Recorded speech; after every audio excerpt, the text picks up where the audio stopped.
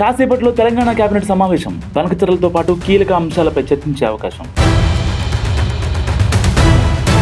సత్తెనపల్లి వెళ్లేందుకు జగన్కు అనుమతిచ్చాం, చీలి సింగయ్య జగన్ వాహనం కింద పడ్డారన్న పోలీసులు. తెలంగాణలో ఏసీబీ దూకుడు, తరచూ ఏసీబీకి చిక్కుతున్న ప్రభుత్వ ఉద్యోగులు, 6 నెలల్లో 122 ట్రాప్ కేసులు నమోదు.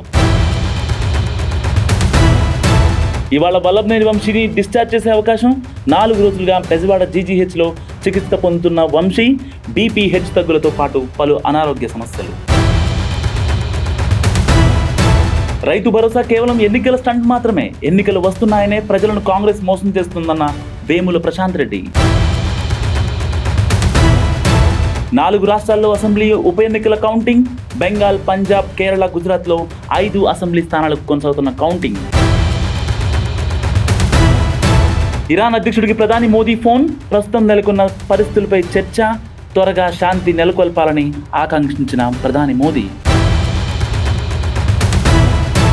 ముంబై ఎయిర్పోర్ట్లో భారీగా బంగారం సీజ్, 4.4 కిలోల బంగారం స్వాధీనం, 2 ఎయిర్పోర్ట్ ఉద్యోగులు అరెస్ట్.